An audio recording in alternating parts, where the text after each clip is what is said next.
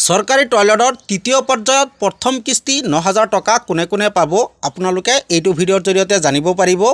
যিসকলে সৰকাৰি টয়লেটৰ বাবে এপ্লাই কৰিছিল, টয়লেট বনোৱাৰ বাবে প্ৰথম কিস্তি ৯,০০০ টকা এতিয়ালৈকে পোৱা নাই, সেইসকলৰ বাবে এইটো ভিডিঅ' বহুত ইম্পৰ্টেণ্ট হ'ব।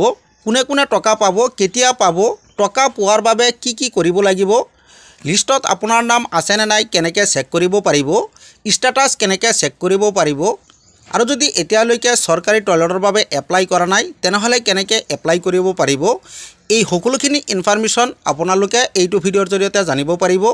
ইয়াৰ বাবে ভিডিঅ'টো লাইক এটা কৰি দিব আৰু যদি মোৰ চেনেলত নতুন আহিছে তেনেহলে চেনেলটো সাবস্ক্ৰাইব কৰি দিব। যিসকলে সৰকাৰি টয়লেটৰ বাবে এপ্লাই কৰিছিল, কিছুমানে টকা পাইছে আৰু কিছুমানে এতিয়ালৈকে টকা পোৱা নাই।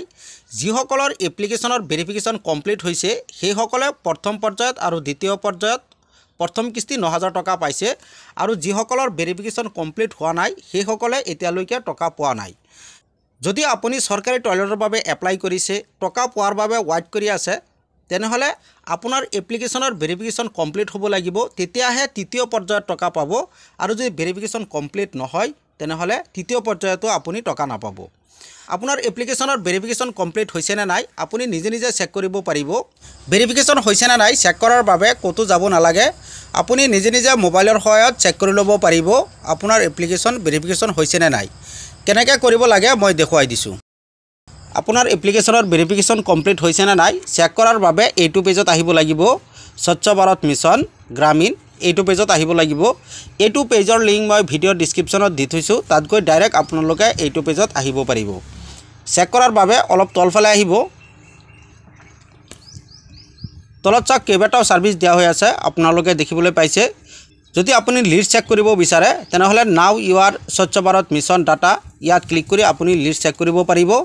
আৰু যদি আপোনাৰ এপ্লিকেশ্যনৰ ষ্টেটাছ চেক কৰিব বিচাৰে, আপোনাৰ এপ্লিকেশ্যন ভেৰিফিকেশ্যন হৈছে নে নাই চেক কৰিব বিচাৰে, তেনেহলে application form for ISSL dashboard আপোনালোকে এইটো ছাৰ্ভিচৰ ওপৰত ক্লিক কৰি দিব। তাৰপিছত আপোনাৰ সন্মুখত এনেকুৱা পেজ আহিব। আপুনি এপ্লিকেশ্যন কৰাৰ সময়ত যিটো মোবাইল নম্বৰ ৰেজিষ্ট্ৰেশ্যন কৰিছিল সেই মোবাইল নম্বৰটো ইয়াত বহুৱাই দিব আৰু গেট OTPত ক্লিক কৰি দিব। আপোনাৰ মোবাইলত এটা OTP পঠিয়াব, OTPটো ইয়াত বহুৱাই দিব আৰু এই কেপচাৰটো ইয়াত বহুৱাই দিব আৰু চিংইনত ক্লিক কৰি দিব। যেতিয়াই চিংইনত ক্লিক কৰি দিব আপোনাৰ সন্মুখত এনেকৈ লগইন হৈ যাব। যিজনৰ নামত ৰেজিষ্ট্ৰেশ্যন কৰা হৈছিল নামটো ইয়াত শ্ব' কৰিব, মোবাইল নম্বৰ এড্ৰেছ শ্ব' কৰিব।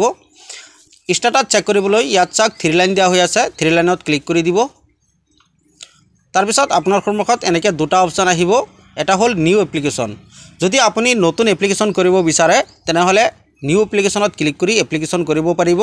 আৰু যদি এপ্লিকেশ্যন ভিউ কৰিব বিচাৰে, ষ্টেটাছ চেক কৰিব বিচাৰে, আপোনাৰ এপ্লিকেশ্যন ভেৰিফিকেশ্যন হৈছে নে নাই চেক কৰিব বিচাৰে, তেনেহলে ভিউ এপ্লিকেশ্যনত ক্লিক কৰি দিব।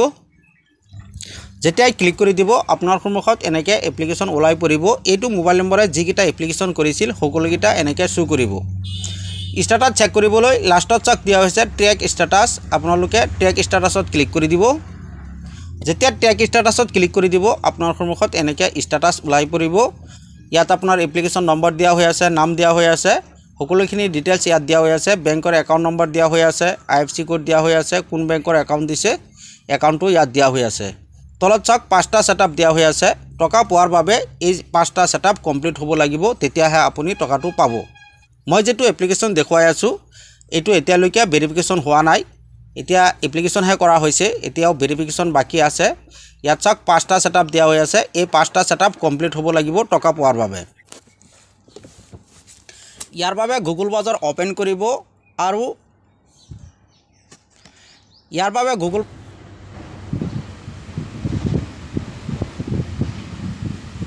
আৰু যদি এনেকুৱা দেখুৱাই ভেৰিফিকেশ্যন নহয় তেনেহলে কেনেকৈ ভেৰিফিকেশ্যন কৰিব লাগিব, ইয়াৰ বাবে আপোনাৰ গাঁও পঞ্চায়তত যোগাযোগ কৰিব পাৰে।